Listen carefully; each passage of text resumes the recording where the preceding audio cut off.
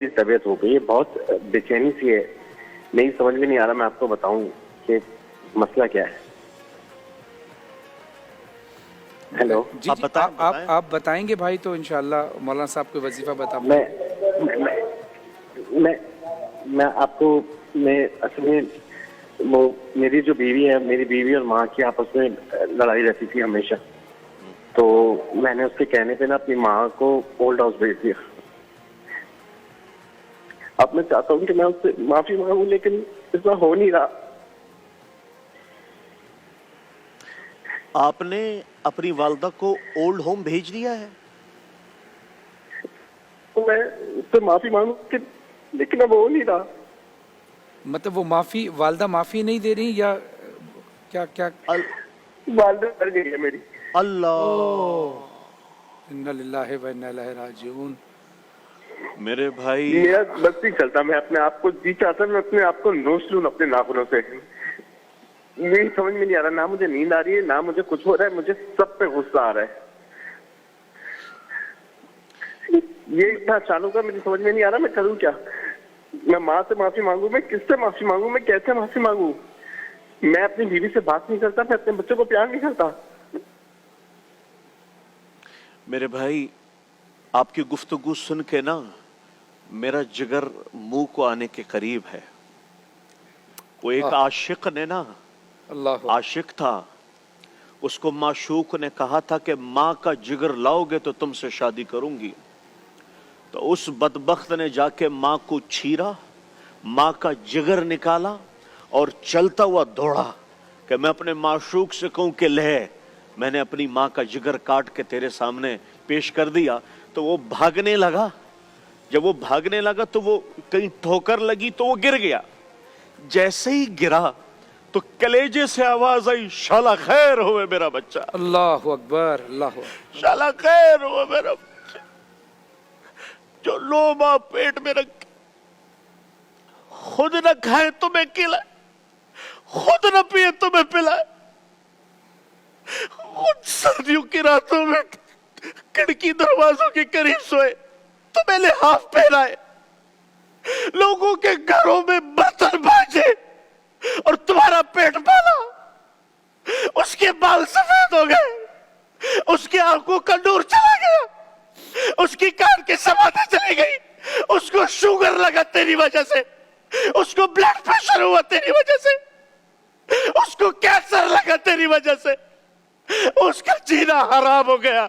ایک ماں, آج ایک ماں اولڈ ہوم میں مر گئی ہے ایک بیٹے کے ہاتھوں, جس کے پیروں تلے زمین تھی, جس کے پیروں تلے جنت تھی. تم نے اسی ماں کا جنازہ نکال دیا. تم اس کائنات کے قاتل ہو, تم اس کائنات کے خونی ہو, جس نے تمہارے جیسے درندے کو زندگی دی, تمہارے جیسے درندے کو وجود بخشا. فرحان بھائی, اس معاشرے پہ قیامت کیوں نہیں آئے گی جہاں ماں جیسی ممتا کو لوگوں نے اولڈ ہوم میں بٹھایا ہوا ہے. ماں جیسی ممتا دیکھ کے بھی نہ دیکھ رہی ہو, تو میری آپ سے گزارش ہے, اس اللہ سے معافی مانگے, اس کی قبر پہ جا کے روئے کہ اے ماں میں تجھ سے آج بھیک مانگتا ہوں. خدا کی قسم تمہاری نمازیں منہ پہ مار دی جائے گی, تمہارے روزے منہ پہ مار دیے جائیں گے, تمہاری دعائیں آسمانوں تک بھی نہیں اٹھے گی اگر تم نے یہ ماں یہ تمہارے لیے جنت تھی, یہ ماں یہ تمہارے لیے دنیا و آخرت کا بہترین سر چشمہ تھا. لیکن یاد رکھنا, میں تھوڑا جذباتی اسی لیے نہیں ہوا, ہماری ماں تو گزر گئی, ہمیں تو دعائیں دینے والا بھی کوئی, لیکن جس کے پاس نہیں ہے اس سے جا کے پوچھو, اس سے جا کے پوچھو اس پہ کیا بیتتی ہے.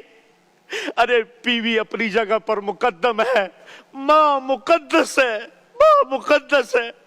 اس کے وما تکلہما اوف بھی نہیں کرنا.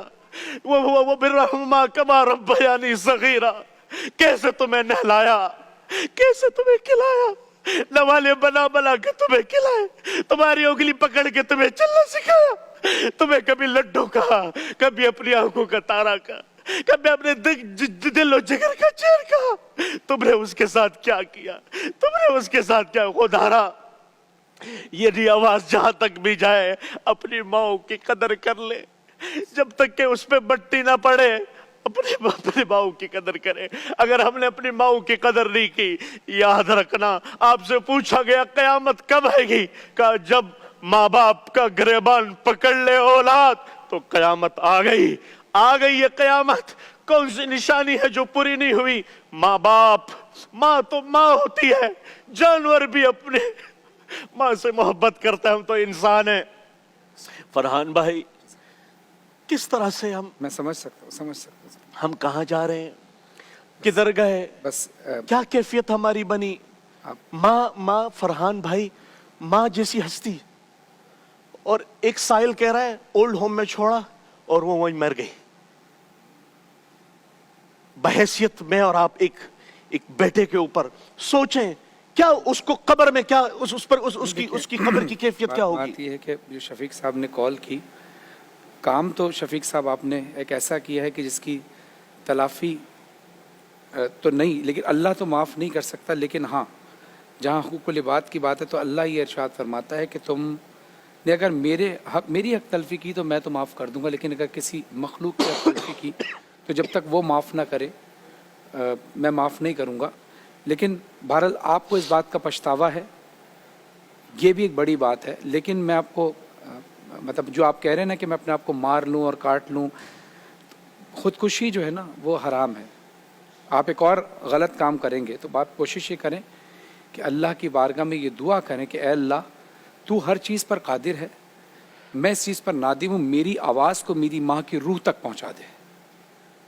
और मैं यकीन के साथ कह रहा हूँ, माँ एक ऐसी हस्ती है कि वो फौरन मोम हो जाती है। अगर आपने अपनी माँ के साथ ये किया कि उसको ओल्ड हाउस में भेज दिया और आपकी माँ अब दुनिया में नहीं माफ़ी मांगने के लिए, तो अल्लाह की बारगाह में ये दुआ करते रहें, ऐ अल्लाह मेरी सदा को मेरी माँ की रूह तक पहुँचा दे। और मेरा ये यकीन है कि इंशाअल्लाह आपकी वालदा की रूह आपको माफ़ कर देगी, अगर आप सिद्क़े दिल से अमल करेंगे और आने वाली नस्ल तक ये तलकीन करेंगे।